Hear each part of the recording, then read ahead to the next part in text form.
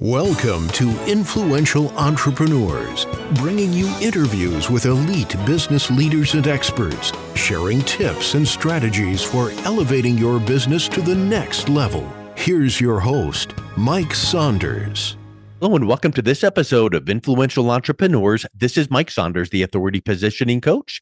Today we have back with us Fred Cook, who's a partner and wealth advisor with CAVU Financial, and we'll be talking about 401k strategies. Fred, welcome back to the program. Hi, Mike. Thank you. Hey, I know 401k strategies could probably be a weekend seminar, 2.5 days, but we're going to pack it into a nice conversation here. So kind of get us started with what are your thoughts around 401k world? I know that it's not wrapped up in a nice, pretty red bow and really easy to, follow the steps and check the boxes. So there's tends to be a little bit of mess in the 401k world. What do you mean by that? Well, Mike, we're going to get into that, but I have a little bit of housekeeping. I got to keep the lawyers happy. But it's important. I just want to mention, it's a disclosure. Our firm, CAVU Financial, LLC, offers securities through LPL Financial, which is a member of FINRA SIPC. Our investment advice is offered through Stratus Wealth Partners Limited, a registered investment advisor. And Stratus Wealth Partners Limited and CAVU Financial, LLC are separate entities from LPL Financial. Also, any comments that I make here today are general and not intended to provide ERISA, tax, legal, or investment advice. Now we have that out of the way, and we can look at. Now we can talk. Yeah, now we can talk.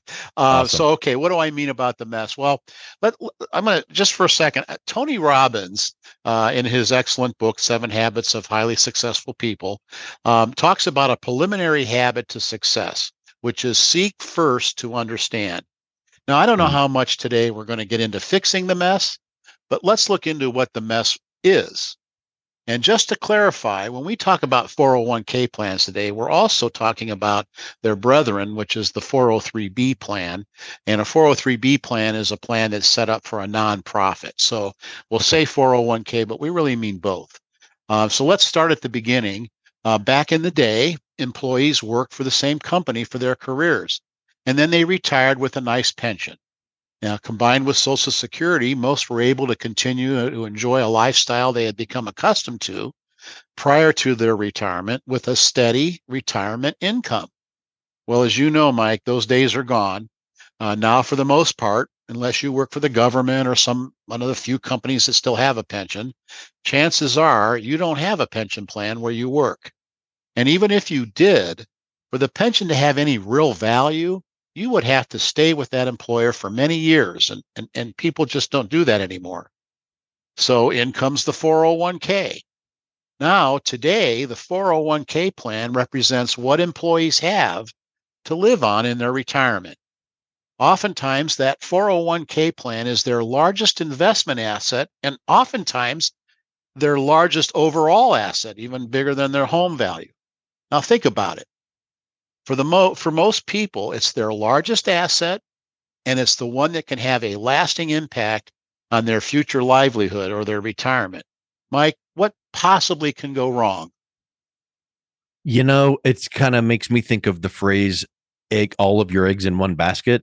Yeah. I know that it's not all of the eggs, and I know it's not just the one basket, but if it's a major percentage of that, if it's the largest asset, and if it's the biggest indicator of how you're going to retire well, that to me says you need to make sure that you have clarified and verified and understand and have all the inner workings, because you can need to make sure there's no toxic issues within that 401k. So that's a really great point. I like how you started off with seek first to understand. Well, I think that most people can barely spell 401k. They certainly don't understand all the intricacies. So I guess what I would say before we move on, talk a little bit about the importance of realizing when someone realizes that the 401k tends to be their biggest asset and the biggest lever in their retirement. How does that set with them? Well, the thing about it is that as anything in life, when you try and get something done, I don't care what it is, you can make a small little mistake, something that you're not even aware of is an issue, right? And that can that can reset. Think of it as a rocket ship taking off, and it's off by 0.1% for Yeah. whatever reason. It's not going to make it where it wants to go. Yeah. So that's the issue that I see. That's the kind of the what people that I talk to, that's where they're concerned, that they don't know what they don't know, and they also understand that it can have a big impact. So, I think really we should spend a few minutes here and go over what the problems are. I think this will help Yeah. uncover what the issues really are. Yeah, because in reality, once someone realizes that this is like pretty much the biggest lever in their retirement, well, now tell me what I should be aware of. What are some of those problems and concerns? Yeah. Right. Well, I kind of put together here 7 items that we should be thinking about with our 401k plans. And the first one is portfolio investment risk. Now, in our last podcast, we spent some time discussing the risk within any investment portfolio and how to protect that portfolio against those risks. And those points are just as valid for a 401k plan. The second one would be self-management. Let's say you want to manage your own fund. And this is quite frankly what most people do. Do you have the knowledge to know what to do? Most people don't. But let's say that you do have the knowledge. I've worked with several very smart folks over the years that learned what they needed to do to properly manage their own 401k plan. They figured out what funds to use. They figured out what risks they were taking, what allocation they should be using. But here's the rub. They're not investment folks. They were Mm. doctors, lawyers, mechanics, business owners, whatever. They had busy lives. So time went by, and now they have to relook and relearn everything about their plans. Also, the plans change. Funds are dropped, funds are added, they add different provisions. So what these people had found out is that while they know what to do, they just don't have the time to manage their Yep. own 401k. The third one would be the plan sponsor. I call this the no help. You're kind of on your own. What about the plan sponsor, the company that you work for? How much help do they provide? Well, very little, if any. They're not even allowed to make recommendations. You're pretty much on your own, Mike. Now, add to this that most plans are poorly designed, giving limited choices for investment assets. In our house, we grade 401k plans, and it's amazing how many end up with a C, a D, or an F. I actually have Mm. one client that has 2 choices for his equities in his 401k, the S&P 500 and a foreign fund. And that's it. Wow. It's amazing. The fourth thing would be plan design. Most plans are poorly designed. They were done a long time ago, usually. They have limited choices for their investment assets, what we just talked about. Often don't offer a Roth option. Okay. And there are other design flaws, things like no in-service withdrawal, loan provisions, poor matching percentages, etc. The fifth item would be let's talk about it. Several years ago, the 401k industry attempted to solve all these issues that I just mentioned by introducing target date funds. Now, this made it easy. You just pick your retirement date and you buy the fund for that year.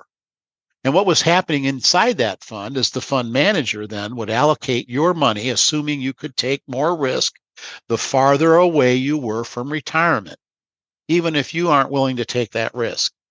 Then, as you work your way towards retirement, the manager would lessen the exposure to equities, stocks, and increase the exposure to bonds and cash. Now, here's the issue I found with that, and this is a hidden risk. The risk inside these funds at any point in time is usually not the risk the client is willing to accept. A great example is recent. If someone was nearing retirement, let's say they want to retire near the end of 2022, okay, and because they had a large exposure to bonds at that time, the fund kind of got them more into bonds and cash, but they still had a healthy exposure to stocks, saw the value of their account decline by as much as 25% from the beginning of 22 till September of 22. Just think how Wow. excited they must be right now. Yep. And then the sixth thing is you have to, as an individual, make complex decisions with these 401k plans. And they have a lot of moving parts, like the impact on taxes, so on. So what type of contribution should you be making, a qualified or a Roth? And then the big one, and we talked about this the last time, how much should they be putting in to their plan? And that's all based on what their goals are and what they want to accomplish in life. And then the seventh one, and you and I spent some time talking about this, is leaving a 401k plan with a previous employer. This is a big issue. Most Hmm. folks change jobs. I mean, it's proven they change jobs several times, and they leave their 401k with their prior employer. What happens when they do that? Well, they have a lack of control and flexibility. When you leave your 401k with an old employer, you have less control over your investment choices. The options are limited to those that are offered in that plan. Second one, and this is one of those hidden risks, is a risk of neglect. We see it all the time. People forget about the account. They lose track of it, particularly if you change jobs multiple times during your career. There's a potential for higher fees. Also, the company could have some instability. That's another hidden risk. Mm. What if the company goes bankrupt or undergoes a significant organizational change? It could potentially affect your 401k plan. And then lastly is the difficulty with managing multiple accounts. If you change jobs several times and you leave your 401k account with each employer, it can be a challenge to manage multiple accounts. It's enough of a challenge to manage one of them. Yeah.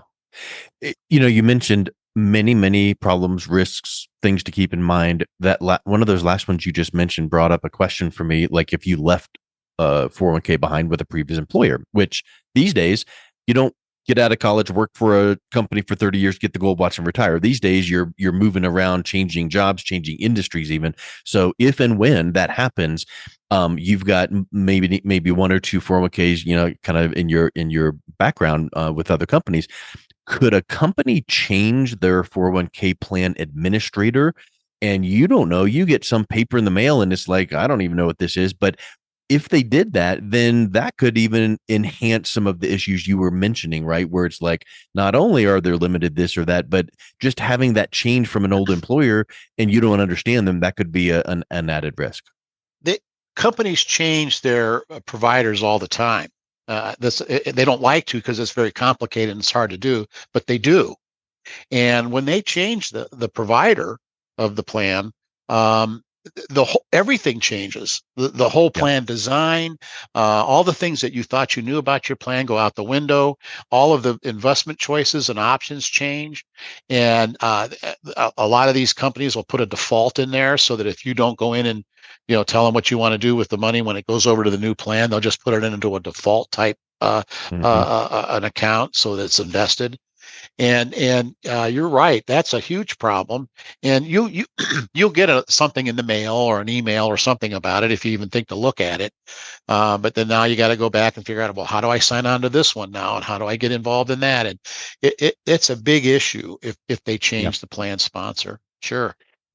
Through what you were talking about with some problems and issues to be aware of, my mind started just spinning, going, how do you, no employee, no plan member, there's no earthly way that someone is on top of all this. It's kind of like the 50,000 pages in the IRS tax code. How in the world is a business owner supposed to understand that, or a consumer? So I'm going to ask, what can listeners do? But I'm going to phrase it through the lens of, who do you trust? If you have a 401k and you understand that there's all these questions and things to take into consideration, do you call 1-800 your 401k administrator and trust that person answering the phone is the one that really knows all the intricacies and what's best to you? So what can listeners do? Well, that's always the million-dollar question. Yeah. And I'll tell you what listeners are doing, okay? People out there, they do what all of us do when we have a problem. We go to the internet, right? And Oh you yeah. start looking up stuff on the internet. You try to figure it out there. A lot of other people, if most will do this, they'll look at their plan. They'll go to their website, and they always have lots of different things in there about it, and they'll try and figure things out that way. So that's what people are doing for the most part. They talk to their coworkers over a cup of coffee about it, and that isn't going to get people where they want to go. And it's very difficult to trust what you see on the internet, depending on what where you're looking, that type of thing. So a lot of people will choose someone to help them, an advisor, if you will, to actually help them with their financial plans. We see that all the time, but you're right. It's very, very tough to determine, well, who you're going to trust, right? So what I did for the podcast here is, rather than me telling your listeners what they should do, okay, I went out and looked around at what are other professionals saying. What are the pros telling people to do with their 401k plans to keep them on track? And I'm going to share what those points are. I know what I would do, but I think it's neat to look at kind of what are the main points that come up when you go to other professionals out there. And the very first one is from Ramsey's Solution. And he basically says that, what we've said, the first step is to understand your 401k plan document. Get a hold of that document, because it'll outline the investments that are offered, the associated fees, and other important details. Knowing what's available helps you make an informed decision. And I would challenge people. How many times have you looked at your document with your 401k plan, if ever? I It's don't like think 6 inches thick, right? I know. Yeah. And it's even hard to find it, I mean, when you go, you go into the plan, it's difficult. And so I would think that's a good starting point, right? Let's just, like we said, figure out what you got going there. The second thing is, CNBC brings us this one. Financial advisors often recommend using a formula to determine their asset allocation. Now, the result is a percentage of your portfolio that should be allocated in stocks, with the remainder in more conservative investments like bonds and cash, right? Now, this is not what I would recommend. It's what CNBC is doing.